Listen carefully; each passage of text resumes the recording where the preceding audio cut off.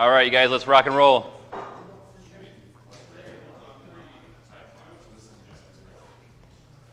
All right.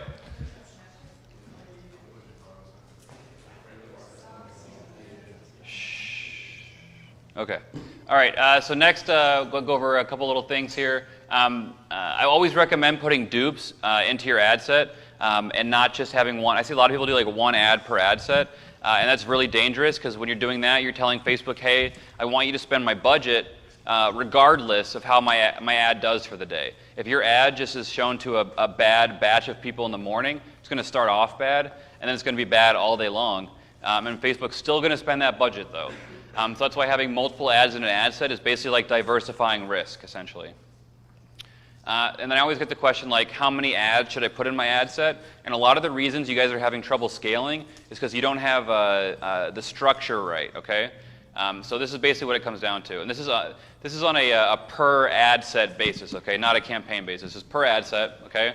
If you're doing 10 to 15 conversions daily on your ad set, you should have 8 to 10 total ads, including duplicates, okay? So that could be 4 unique ads duped once, or that could be 10 totally unique ads if you want, or it could be 5 ads duped once, or 3 ads duped, twice, whatever. As long as you have 8 to 10 total ads, you're good to go. For the 10 conversion to 10 to 15 mark. Once you get to like 16 to 25, you need a little bit more ads, okay? You need 10 to 15 total ads, including dupes. 26 to 50 conversions daily, you need 15 to 25, and then 51 plus, you need about 25 to 35 total ads. These numbers are to start. You don't need that many ads in there forever. That's just like to start with, okay? And then over the next few days or so, you're going to be pausing your bad ones. So each of these, I should have a slide for this, but each of these, basically when you get to, you should be able to basically get down to half. So here you're going to start with 8 to 10. Your sweet spot is going to be once you get to like around 4 to 5, okay? So you're going to be killing the worst 4 or 5 of them. Once you start getting below that mark though, below 50% left, you're going to need to start adding new ads to your ad set because you just won't have enough ads per ad set anymore. Does that make sense to everybody? Yeah.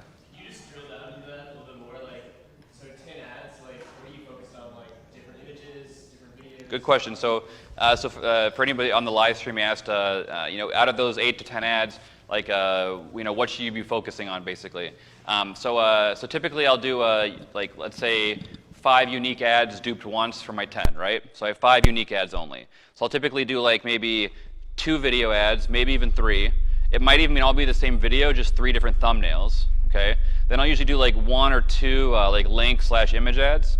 And then maybe I'll throw in like one other one, like maybe a canvas or a slideshow that I made on Facebook or carousel maybe. It's kind of random depending on what you're promoting, but you just want to mix it up a little bit. But basically go video heavy. Any other questions on this? Does it make sense to people? This is a really important part to scaling. If you don't have enough ads in there, or you have too many ads, that's also bad. Because if you have too many ads, you're spreading the budget around too much, and then none of your ads really get enough data. Okay, so that's another reason you guys might have had trouble scaling. If you're getting below 10 conversions a day, I don't recommend it. But if you are, then you need to be more around like 4 to 6 total ads. Yeah. Good question. So basically, I usually, my rule of thumb kind of is that I'll give each ad 2 times the CPA daily for 3 days. So basically, once it's spent 6x the CPA, that's when I'll start cutting it. But after 3 days.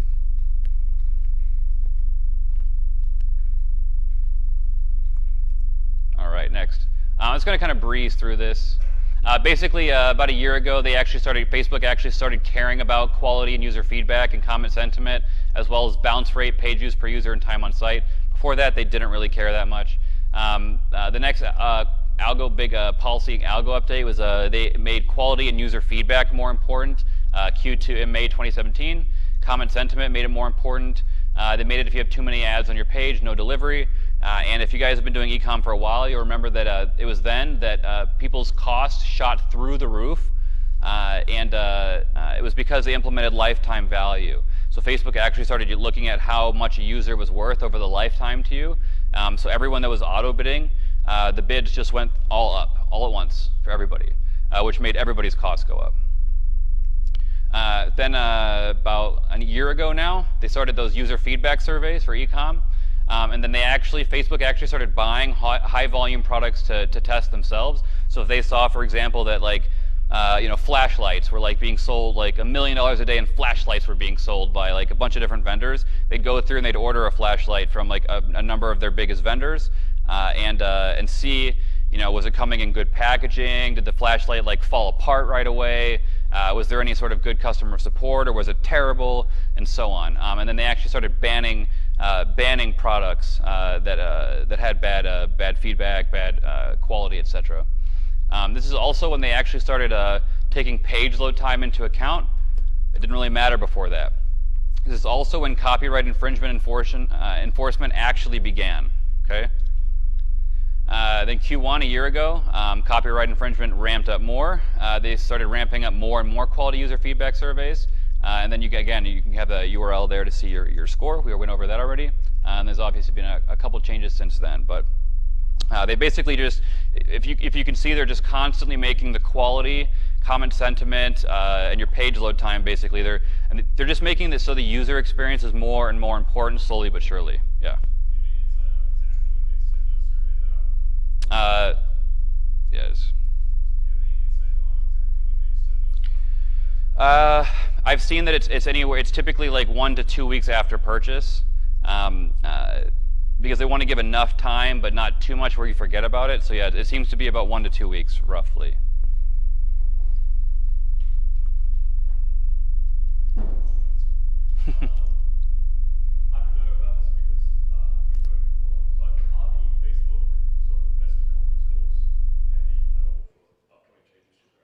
Absolutely, yeah. I'll read their. They put out like a big newsletter or whatever each time too, and that'll tell you usually like how much the mobile grew, or what new ad units they might be opening up soon, or how much CPMs went up, or things that they're working on cracking down on. Those things are absolutely valuable to read. Yeah.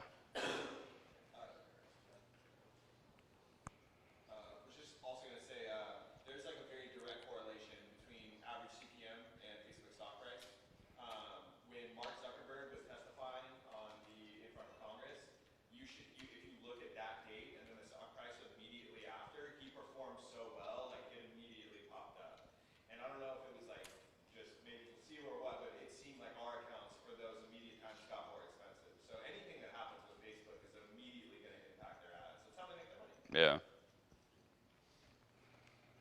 All right. Next, we're going to go over manual bidding. There's 6 main strategies for manual bidding. Okay. The first one would be to kind of start like mid-range of whatever you think your conversions are going to cost, and then you can increase or decrease as necessary. Right. That's kind of like the main strategy that people use. I personally don't really like that one. Next one would be to start low and slowly increase it. Again, I don't like that either, because then you're going to be getting those bad buckets of users, okay? Next one would be to start high and slowly decrease. Sometimes I will actually use that one. My favorite would be number 4 here, start really high, 2 to 3x or higher of the suggested bid or of what your sales actually cost, and then just never change it. That would be the bully method, which we went over. The next one, and this one's pretty cool, is start your budget really high, and then basically after a lot of spend in history on that ad set, you want to drop the bid really low and crank the budget, and it'll basically like squeeze some extra juice out of that ad set before you pause it. Just because you had a lot of history on it, it'll give you a lot of like really cheap traffic. Well, not a lot. It'll give you a little bit of cheap traffic basically for a little while. And then the sneak attack. I'm going to show you guys the sneak attack now. Image is cool. Most of you guys know that most of my strategies are really only for high budgets. So I wanted to make a strategy that everybody could use that works for high budgets, low budgets, and everything in between. So I developed this in Agency Y. Blah, blah, blah. This is more for a speech, so I made it a little longer. This one is this is a very, very advanced method. If you guys have not manual bidded before, please don't do this, because I don't want to be responsible for you losing a lot of money. So we're going to show you in 10 easy steps. So one, you want to create a new campaign, okay, and set it to optimize for conversions. You can enable CBO if you want to. You don't have to. That is not required for this method. But it does work with it since you need to use CBO on everything starting in a few months. You need to create at least 5 ad sets, okay? Ideally 15 or 20, but 5 minimum, all right? And they should all be different targeting. Some interest, some lookalikes, some broad, like wide open, and so on. A good mix, okay? Then you're going to want to set your manual bid. This is very important. You're going to be doing manual bid on lowest cost with a bid cap, okay? You're going to set your bid cap to about 50% of what your sale actually costs. So if your sales usually cost 20 bucks, set your bid to 10, okay, just to start. So, okay, example, if your cost per sale is usually 40, then set it to 20. So whatever it is, just cut it in half, okay? And this is basically what it's going to look like here. Conversions. For this, I would recommend a 7-day click, 1-day view. Again, start your bid at half. And then this part's important, delivery type accelerated, okay? I normally would never recommend you do an accelerated delivery type because it usually costs more, but for this method specifically, it requires it. Okay, so again, yeah, step 4, set it to accelerated. That's like putting your foot down on the gas pedal. All right, then in each ad set, you're going to put 4 or so creatives in there, not too many. Those should be like 1 or 2 link ads, maybe a video ad, and maybe like a carousel ad or a canvas ad. But you basically want to have all the different ad types or a bunch of different ad types in there because we're trying to hit like extra inventory basically with Facebook. So you need to have like all these different ad types in there. All right, and I already showed you guys this from a different thing. So why all the different creative types? Well, we want to hit all the placement, which is important due to the auction nature of this method. Next, you're going to set the budgets, okay? So the budget is going to be, you want to set your budget basically between $500 and $5,000 per ad set. You're not actually going to spend this, okay? But that's what you want to set it at. And your goal is going to be to spend like 10 to 20% of the budget per ad set.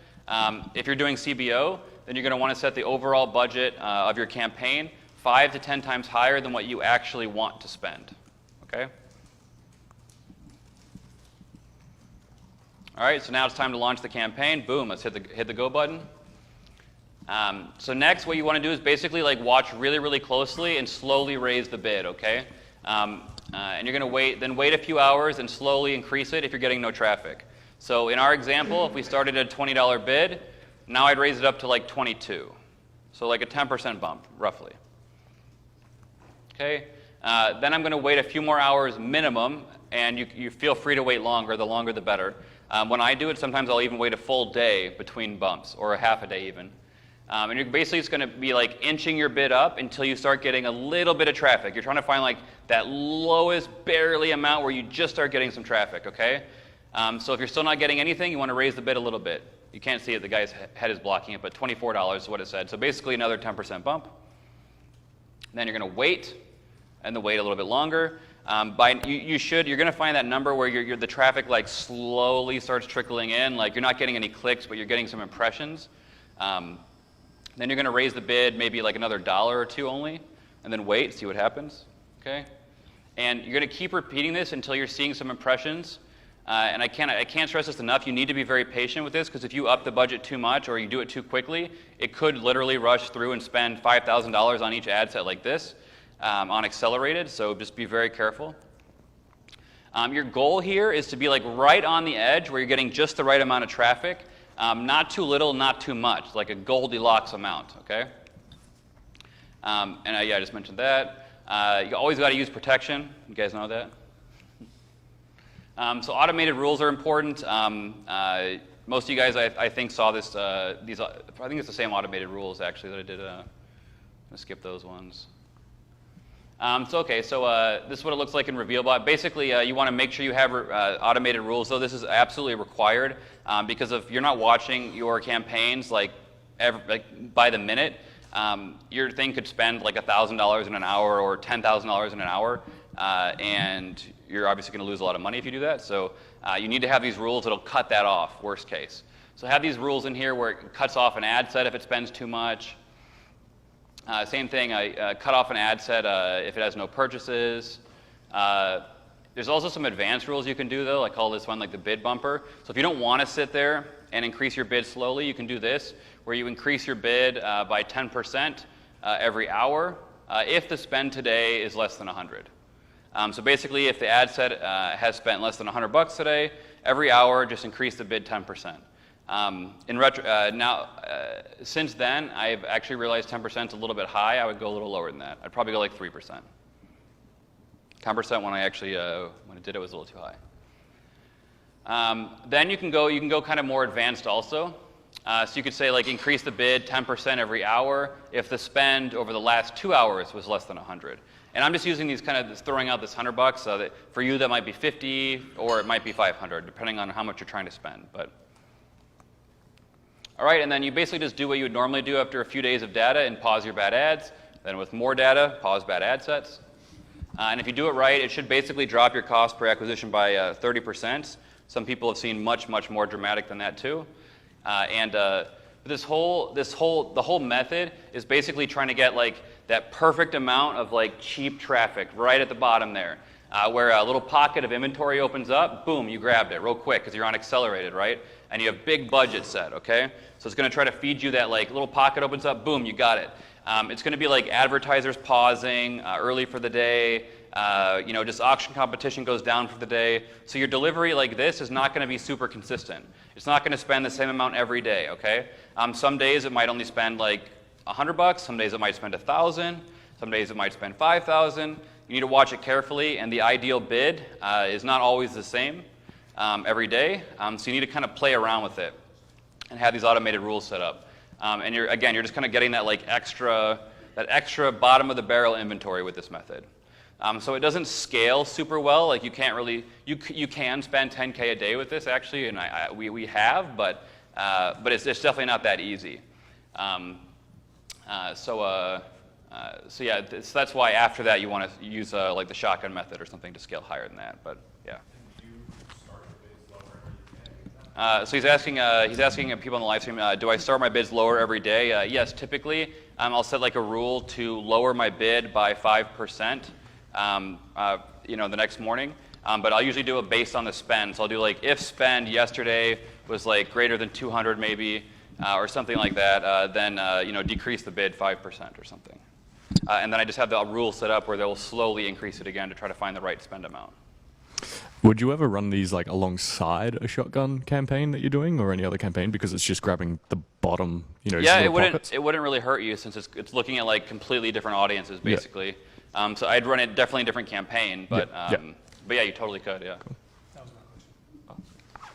If the traffic's inconsistent, how do you differentiate between, I guess, turning the bid up too quickly and having it spend and hitting those rules and then hitting those pockets of actual traffic that is cheap, et cetera? If you need it to be consistent, then the method won't really be like what this method alone won't be what you need. This is just more if you care about the cost and you don't care if one day you do 10 sales, the next day you do 100 and so on. So yeah, you won't get necessarily consistent sales with it. It's more about just getting cheap sales. For these ad sets, are they super targeted? Are you keeping it broad since you're using all different creatives? All different. Okay. The audience sizes though should be like at least 1 million on all of them. But all different. You want to try to find as many different audiences as you can.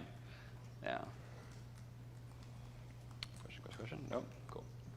All right. So on the topic of audience size. If you have, so for those of you running small countries maybe, where you have small audiences and you don't really have like much of a choice, but to do kind of smaller audiences, this is what I found is like the maximum you can spend with these audience sizes. It's not recommended. You're going to like burn landing pages fast, burn your creatives really fast, but it's doable if you need scale, okay?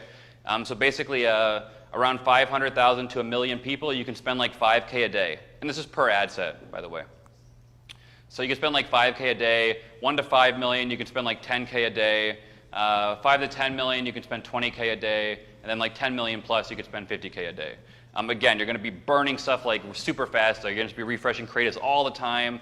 Your frequency is going to be really high, so I don't really recommend this. This is more what I recommend if you can if you have more control over your audience sizes. So one, I would never do an audience less than 1 million. So let's just like wipe that off the map, okay? 1 to 5 million, I find 1 to 5 and 5 to 10. So basically 1 to 10 million, I find is kind of the sweet spot. and right around this like $2,500 mark, $2,500 budget per ad set is kind of seems to be the sweet spot. Once you put your ad set budgets too high, it usually does cost a little bit more.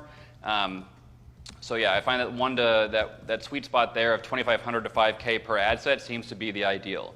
But then a 10 million size audience, you can do 10K a day, and 25 million, you can do a 20K a day. But like I said, that's kind of the sweet spot, so I would try to stay in there.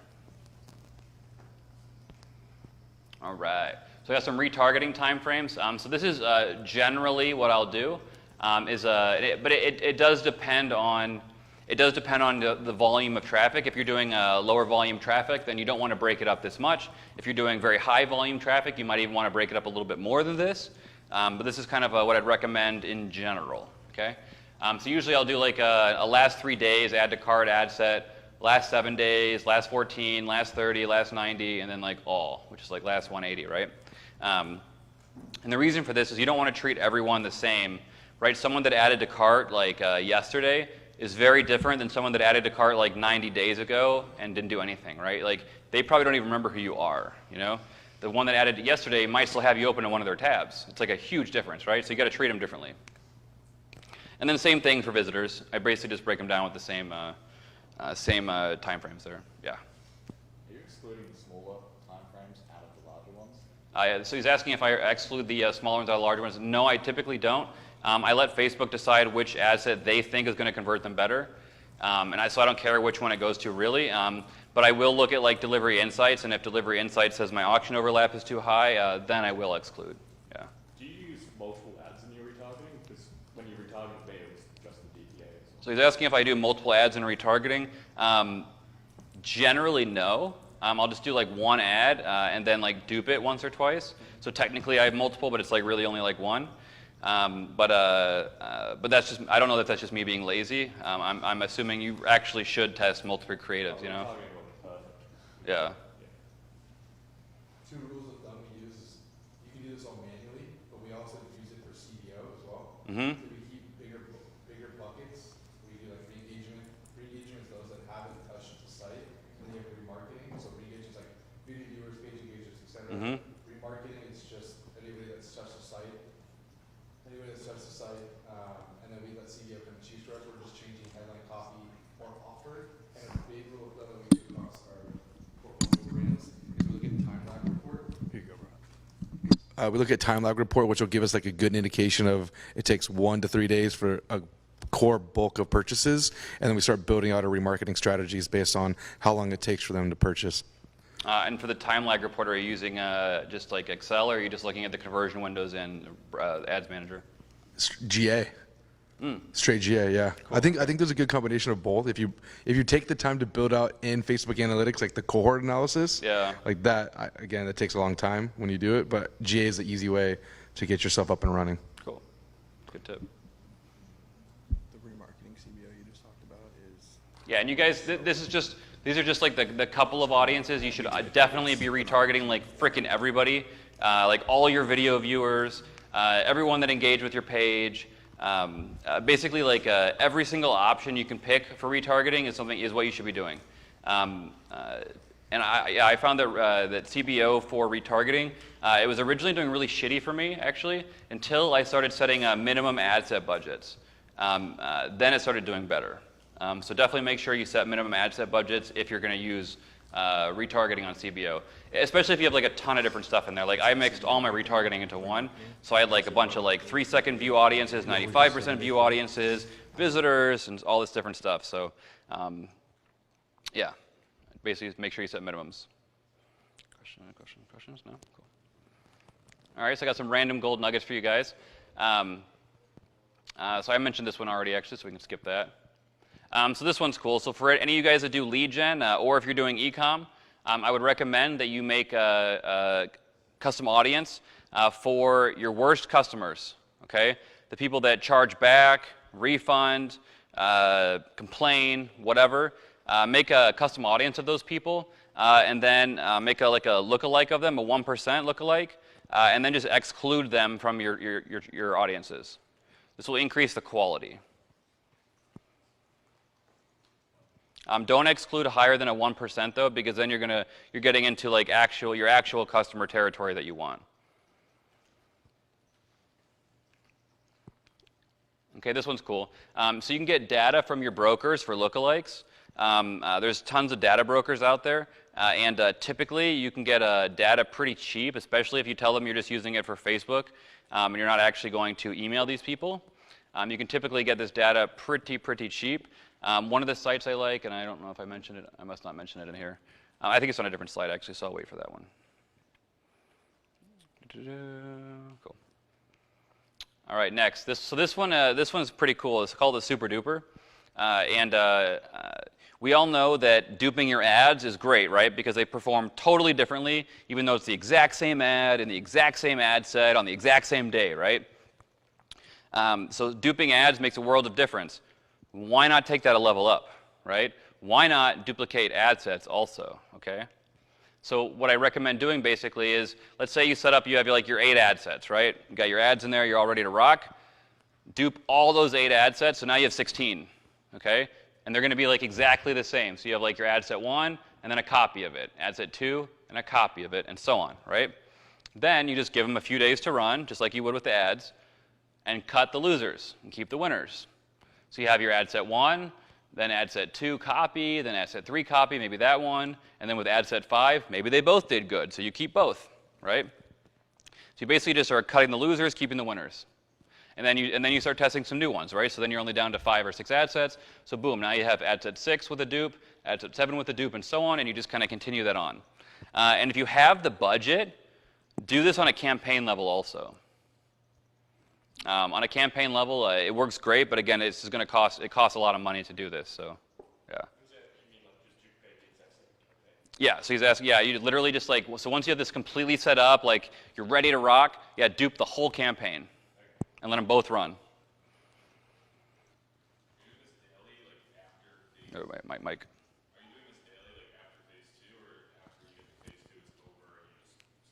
Oh no, you do. It's never over. It's like fashion, right? It's always changing, right? Or like Facebook too. So yeah, so once I do this, then in phase 2, then I'm adding some new ad sets, and then that's moving to that's taking it again, to phase 3, if you will. But are you and I'm constantly adding new ad sets, basically. like after you get to phase 2? Are you duping ad set 1 again with the copy? And then typically not. Typically not. But I mean, you could. I feel like I gave it a good enough chance there. But in theory, yeah, you could just even duplicate them twice right off the bat here. If you find that ad set 1 is doing really killer, then I might maybe dupe it again, yeah. because in theory you're just hitting another random segment, right? Uh-huh. Yeah, I mean, if you have the budget for this, that would be great too, yeah. Questions? No. All right. How many creatives are you doing in each ad set? It depends on the method. But like I said, generally it's going to be like somewhere between like 6 and 10. Generally, 8 to 10, somewhere in that range. Was that a hand raise or? Yeah, do you guys work with offline events at all? Because I was thinking with complete gen, if you have like validators that validate, if they are like that or about 40% of your customers, then you feed that back to the offline events to be able to that or customers. I hate to say this, but can you repeat the question to the mic? I heard most of it, but not all of it. Yeah, using I guess the API and offline activity, can you use push that stuff back, the invalid leads, to custom audiences on the offline activity to then exclude those and lookalikes based on those? What do you mean by invalid? Like if a lead comes through and it's got an invalid phone number, like it's kind of specific to lead gen, but if it has an invalid phone number or fake name, like that kind of stuff that we then don't push onto our clients, can we then use that data? Or have you heard of people using that data? You can, but it probably won't match anybody if you do it that way. But the way that you can do it is just to have a form validation right on Lander, right, yeah. and then just push anybody with a. But you should be doing a live verification on phones and emails already, honestly. That'll massively increase your quality. I did that before, and it made a massive difference. But let's say it's like a lead that whatever fields they're filling out, they don't qualify. Like for me, they already had a lawyer, or they don't make enough money, whatever. Instead of taking them all to the same thank you page, take them to a different thank you page where it says like, oh, sorry, we can't really help you, whatever, and then you can just custom audience that whole page. You know? Yeah. So that's kind of the workaround for that. Questions? No. All right. Some more gold nuggets for you.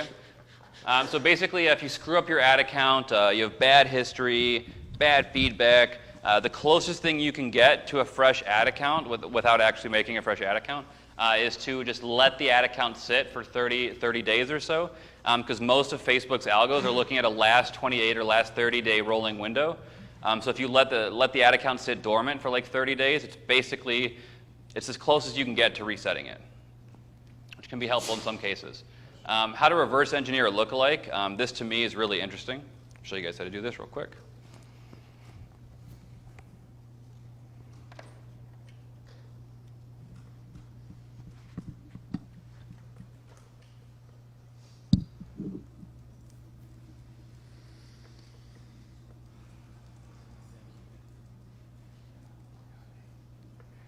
All right, so here's how you reverse engineer a lookalike, and you can see what is in your lookalikes, okay? All you have to do is you have to have saved audiences for this to work. So you click your saved audience, then you go and you click some of your lookalikes. So we'll go ahead and click, let's see, the 9%, 5%, and 2%, sure, why not? Okay, then you go to Actions, Show Audience Overlap, okay? And then you can see that these disability keywords for Social Security disability, right? You can see that they overlap 819,000 people on my 9% lookalike, 589,000 on the 5%, and 350,000 people on the 2%. But what's interesting is you can see that the more targeted the lookalike, the less overlap in percentage that there is. So what that tells you is that my audience, at least according to Facebook, Facebook doesn't think this audience is really that great. So what that tells me is that I should be trying other things. On a more broader scale, since this has a higher percentage of overlap, you can see that Facebook does think it has to do with it once you get into a less specific range. So if you have multiple saved audiences, what you can do is just change this little the box up here. I only have one saved audience on this account, but you just change the box up here, and then you can see what percentage overlap that has, and then you can actually also view the overlap between multiple saved audiences. So with a little bit of elbow grease, a little bit of time, you can sit there and break down very closely what's actually in your lookalike, which will give you some insight into how Facebook's algorithm is working, what users they think are good for you, and tons of other like insights that you can glean from that. But so that's just kind of like a random thing. Next little random gold nugget is let's see. Oh yeah, this one's cool. Click a link in the comments for people to opt out. So I mentioned this, but I'm just going to show you guys exactly what I mean real quick. Let's see, I do it on my own too.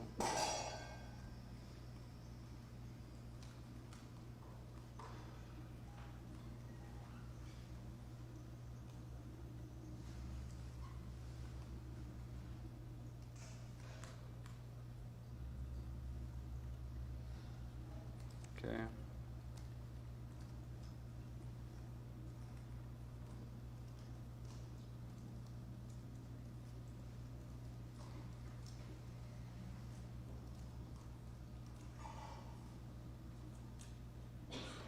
All right. So I kind of mentioned this earlier, but I like to put this link in here for unsubscribe.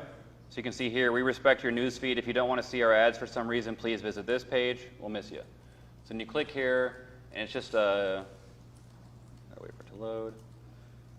So it doesn't have to be anything special. Like, we hate to see you go, but we respect your wishes. You'll stop seeing ads from us now. We'll miss you. If this is an error, please click here. And a little funny GIF there. And then if they click this, it like resubscribes them. So I just take them to the resubscribe page.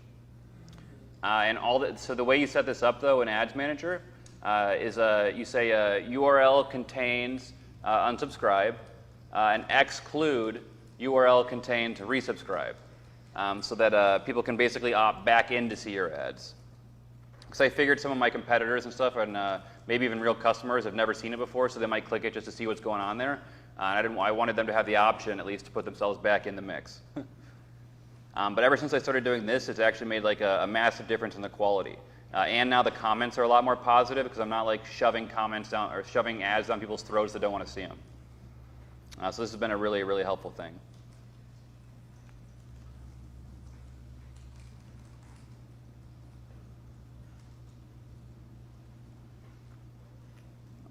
perfect timing.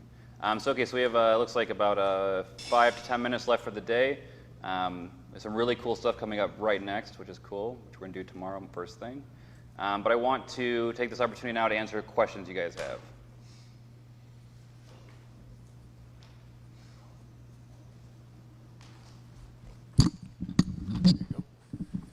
How are you determining, like going back to reverse engineering lookalikes, how are you determining the relevance of the keywords that you're using? What do you mean? Like how are you choosing which keywords to check? It's just whatever audiences that you're running in your interest already. I'm just typically just saving those audiences, and then just seeing what kind of overlap they have with my lookalikes. So it's not that I'm like choosing them for that specific reason. I'm more choosing them as just targeting I want to run, and then I just see basically how much of my lookalike that's in. So what you could do though, and I've never tried doing this, but if let's say you want to try a new targeting, some new interest you've never tried before, you could like make a saved audience of it, and then see how much overlap that has with your 10% lookalike. And if there's not much overlap, there's a good chance it might not, like it won't work. Got it. It's probably still worth testing, but it's kind of a cool little thing you could at least look at. And then if you do that a few times, and you see multiple times that like every time there's no overlap with the 10% lookalike, that it just does shitty, then it's a good way to like literally like not waste money testing audiences that won't convert.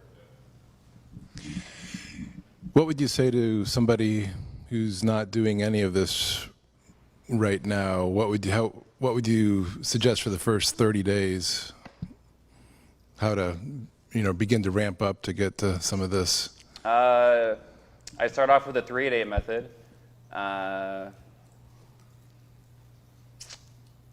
Definitely multivariate testing. I mean, basically everything we went over for the most part, I would try to do. We haven't. I would wait on the sneak attack. I definitely wouldn't do that yet. Besides that, I mean, we went over, let's see, reporting. You can't go over much reporting until you have a lot of data, so that you can't do right away either. You don't need to really worry about reverse engineering lookalikes. Let me see here. I started doing, I don't know if you were surfing. Surfing? I started doing that 2 days ago, and it's probably going to pay off me coming to this course in like a week. Yeah, I mean, besides that, we've gone over like campaign structure. I mean, that for sure. Good. Just make sure you're naming things well. Make some decent videos. Try some different ad copies. Pretty much everything we went over already should be implemented in. You don't have to do everything though. Like the little stuff, like starting your ads later in the day or running reach campaigns to lower negative feedback. Some of that kind of stuff is like you don't need to do right away. That's more of like advanced stuff. Yeah, it's. Just do as much of it as you can, basically. I would go back through the replay or have, if it's one of your media buyers, just go back, watch the whole thing once or maybe even twice, and just have them implement as many things as they can off the bat. Yeah. With the 388 method, is that primarily for testing audiences or creatives or both by having multiple ads within? Both. Yeah, both. Okay. Both, yeah. For that I'm looking for good audiences, I'm looking for good ads, etc. And if I don't, like I said, if I don't have any, then I'm scrapping the whole thing. I'm making a new campaign because I don't want any new ads and new audiences to be affected by my old shitty history. So I'm making a new campaign, same ad account, but new campaign, and just trying like maybe some similar audiences, but new creatives. Because I find a lot of times, as long as your audiences are like close enough, generally the problem is not the audience, it's generally your creative. Or your landing page. And with the creatives, like if you have the like multiple and you're using it at the ad level to do creatives, I'm assuming, are you kind of multivariate testing those? Are you split testing those? Are you just doing kind of radically different combinations to try and get as much? Are you asking? I don't really do much dynamic creatives. I'm going to start testing that a little bit more lately because I've heard a lot of people having more and more success with dynamic creatives. But besides that, I didn't really understand the rest of your question. Oh, no, I was just like, what's kind of the method for testing creatives within the 388 method? As in, are you doing split tests between the different creatives within the ad sets? Like, how are they kind of different from each other? Are they just radically different image, different text, everything? Or? Oh, okay. It typically depends. Generally, I pretty much only split test different ad types. and different images or videos. If it's a video, then different thumbnails. But if it's different, if the images and video thumbnails are, like, let's say, very different, then I might do a different headline or different beginning to my copy for each one. So I'm not necessarily split testing them. I might only have that one headline on only that one ad. So, I guess technically I wouldn't know, why it's doing better. I don't know if it's the image that's making it do better or the headline. I'm not sure why, but I don't really care. I'm just looking for, like, some winners, and then I can, on my next round of tests that I do, the next round, when I need some new ads, then I'm going to start testing, different headlines with that same thing. Then I'm going to start getting more, detailed with it. But in the beginning, I'm looking to, like, just shoot, like, a wide net and see, like, if anything sticks. And if nothing sticks, then you just kind of, like, go back to the drawing board. But like I said, typically it's going to be because of your creative or your landing page.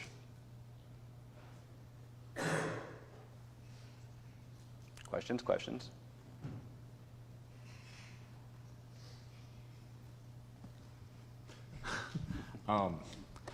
Let's say you run one of those campaigns and you have no winners, essentially, but you can see that maybe some audiences are outperforming others. Like you said, it's probably because of the creators and the landers. Do you then take that best performing audience and then do a creative kind of test and focus on that primarily, or do you just kind of restart again and do completely different stuff? If I only have one winning audience or even two only winning audiences, to me that's a problem. Okay. I would look at that as my creatives aren't good enough. I would look at that almost as a fail still. Okay. I would keep those running if they're doing good, and kill the bad ads within those ad sets. But I would definitely be putting more ad sets and more ads up and trying to find more winners. Just two winners is not good.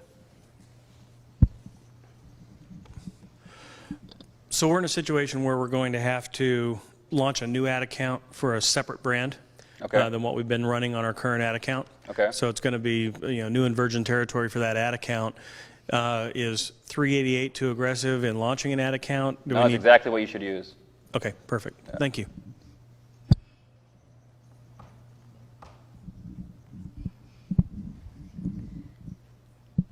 If you're getting a lot of negative feedback on your ads, but it's still performing really well, what would you do, since I haven't been sharing post IDs for that? Since I didn't want the negative feedback to, be traced to multiple ads. Yeah, that's a good point you bring up. If you do get a lot of negative feedback on your ads, it's like the one instance that I'd say you should not share your post IDs. You don't want those negative comments coming on all your ads. If that's the case, then I would not share post IDs. I'd probably just keep duping ads. Because those negative comments definitely aren't helping you. So it doesn't hurt you to just dupe the ad and, like, start fresh with no negative comments. But I would try to fix the problem of whatever the main factor is of those comments. Try to fix it. But if you do that, like, unsubscribe link in the comments thing, that alone actually should make a big difference. Because then people, like, literally won't negatively comment. And they click it counts as engagement. Like, there's all sorts of benefits. So that alone should actually help a lot.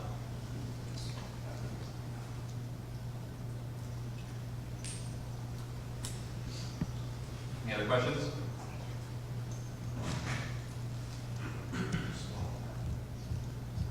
Questions?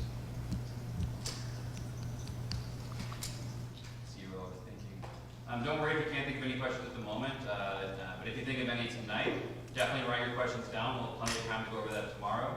And like I said, tomorrow, after lunch, we're doing the pods. So you guys get all a nice one-on-one help. So please, tomorrow, make sure you have access to any ad accounts that you might want some of us to look at. Again, it's only going to be seen by the expert. It won't be recorded, so you don't have to worry about anybody else seeing it on a replay or anything like that. Make sure you have access, ideally, to your analytics. Like, if you need to get access from a tech guy, please get access tonight. Make sure you have your landing page up, ready, so we can check that out. So anything you want us to have a look at, make sure you have access to it. The more access we have, if we can quickly diagnose something, the quicker we can give you better advice. Yeah.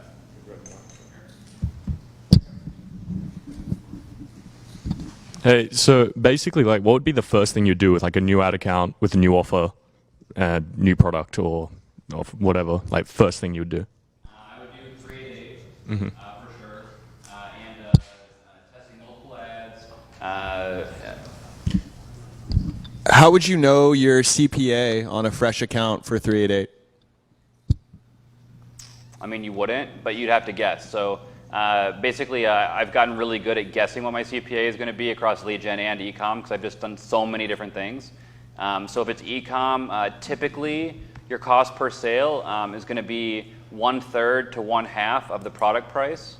So if the product is like $50, you can expect to spend like $15 to $25 on a purchase, basically. Just roughly, again, you know. If it's a lead gen, that gets a little bit more complicated. It's a function of you know, how targeted it is, mixed with like how many fields there are in the form, and you know what the qualifiers are. So that can totally range all over the place, but you just kind of like best guess. Do you ever test auto?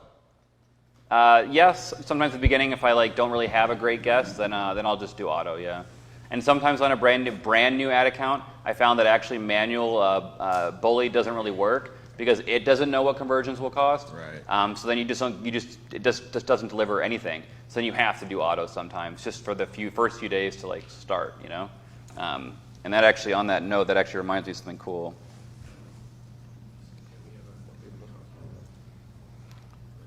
Let's look at this one. So if you guys remember, if you guys have been doing this for a while, you'll know that they used to show you suggested bids, and then they took it away.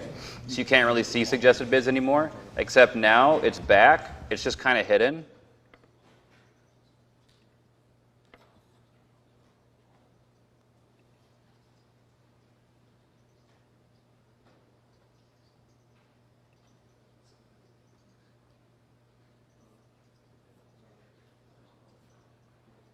Oh, it's landing page views. Crap. I don't want landing page views.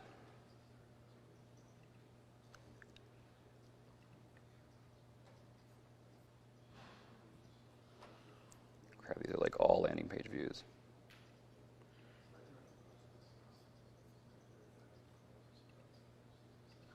Let's try.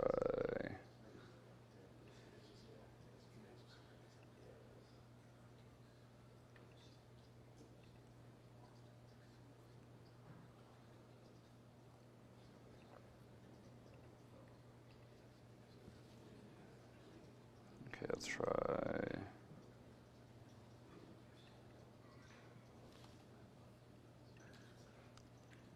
Actually, this one should work.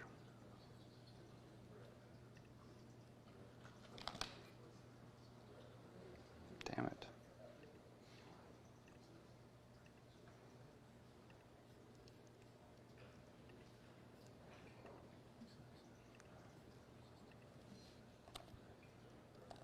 Let's see if this works on here.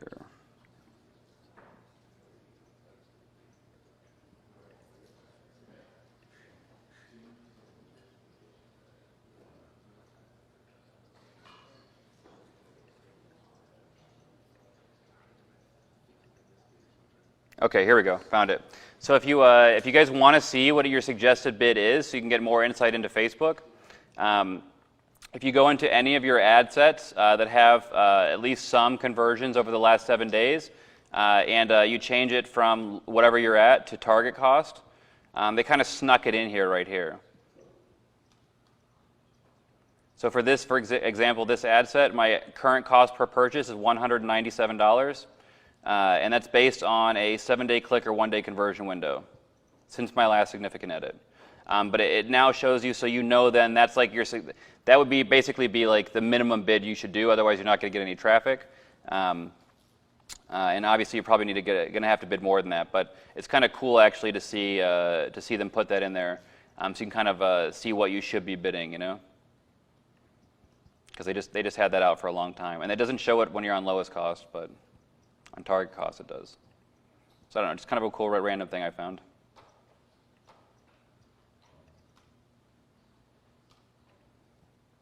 Questions? Just a couple of questions about.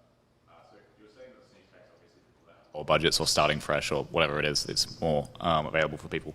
And you also said that your kind of strategy is 388 to sneak attack. Is the sneak attack kind of a manual bid strategy applied to the 388 testing method, or do you do 388 first and then sneak attack? And if so, how do you do 388 on a lower budget with the 8x That's a good 3x? question. I'll start with 388. I never start with sneak attack. Okay, yeah. I typically want like some proven creatives, and ideally at least some idea of my audience and stuff and what works before I do sneak attack. So that's more sneak attack. I look at as you could test with it totally. I wouldn't really recommend it. Okay. So then when you set that up, and then with sneak attack, you're generally not getting your 10 conversions a day on each ad set, and it's a super low bid, and which you should not do on 388. You want to bid higher so you get those quality users. It's generally like I'll go, like I said, 388 to then usually the cloud next, or something similar to a cloud, which we're going to go over tomorrow. And then if that doesn't work well, then I'll do the sneak attack, and I'll scale it up as much as I can, then move to shotgun. Okay. So sneak attack is more like a backup or like Yep. a supplementary method. Right. It's not like the main one you should be doing only. And with the 388 is essentially you just have to swallow the cost of whatever is required. If you have like a Say goal, again, if you have a goal CPA, do you essentially just swallow the cost of the 8x budget and the 3 times bid? Yeah, you just basically want to budget out so that you have ideally 20 conversions or more per ad set daily. Okay, cool. And if you go lower, and you could do, as long as you're getting those 10, you're okay, but ideally more. And if you have a kind of unknown CPA and you with the sneak attack and you're bidding at half and it's unknown, should you just go lower if you don't exactly know where it's going Yeah, to it sit? doesn't hurt you to go, like, the lower the better. Yeah, Start sure. at $1 if you want, Okay. you know? And then just go up slowly. Yeah. If you like, say I've got a campaign that's working well right now, and I've had the same campaign for 3 months, should I, if I want to try the 388 method for new creatives, should I do it inside that campaign or should I create a separate campaign? If it's working really well, I'd recommend you don't touch it. Okay. Once it starts not going well, then do it. And I would, if you have a lot of good data in that campaign, then I would use the existing campaign for the conversion aspect, because you're still going to need that PPE aspect and the video views. What I would recommend is if you're not running PPE right now on your post IDs, that you do that. Yep. You could do that right now safely. That definitely won't hurt your conversions, and if anything, it'll lower the cost of your conversions. Cool. Okay, so question on the live stream: have I tested Barry's easy bake method? How were the results? Worked really well for me, but the creatives seem to burn out quicker, even though they shouldn't. I have not tested that easy bake method. I personally wouldn't want to only have 4 ad sets in my CBO. So personally, I don't think that's a great method. But if it works, it works. You know, so rock on if you want to test it. But you're right, creatives should not really burn out quicker there. I guess it depends what you're running, because Facebook's looking at keywords within your post and within your landing page to kind of determine where to show your ads. So if your creatives burned out quickly, Zane, I would probably recommend that you try some new creatives and maybe do some new ad sets also. Tim, I just wanted to give some feedback on the Easy Bake method. We've been implementing that a little bit, and there were like a lot of really good people were hyping it up online a lot, and so we wanted to try it. We found the same thing. Typically 4 ad sets. Sometimes it'll work, and it'll work good for like warm remarketing. But typically 4 ad sets, unless your product has like immense broad appeal, I don't typically recommend it. Yeah, you're basically just like, you only have 4 chances of like having a good day. You know, it's just not a. I don't really recommend it. Questions?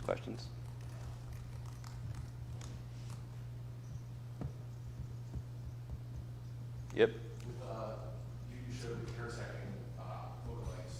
How big would your audience size be at that? Okay, so yeah, for anyone on the live stream said for intersecting lookalikes, how big should the audience be at the end? It should be 1 million, at least. So you might have to play around with like instead of like a 6% purchasers at the bottom, maybe you do like a 7 or an 8. So that's why you have to kind of play around with like the percentage of lookalikes so that you end up with a decent sized audience. Yeah. Questions? Oh, well, one more. I know you've probably gone through them, and we're obviously going to get the live replays. They're kind of easy kind of deck for the methods that you have, like going through all of them just to have them on hand. I'm sorry, say that again. Do you have like just like slides or anything for all the different methods that you've kind of developed over time? Just that one slide I showed, which shows like what order I use them in. Okay. Did you see that one or no? Yeah, yeah. So you don't, I mean like one like set of slides individually for each method, kind of explaining each method. Oh, like a summary kind of Yeah, thing? yeah, of each one. I don't, Okay. but I could make one. Okay, cool. Yeah. They're on ad leaks. Yeah, I was gonna say the units on AdLeaks, or learning on AdLeaks is where you can find that. Yeah. Yeah, but there's not a summary anywhere of all of them combined. So that's I'll make one of those. That's a good idea.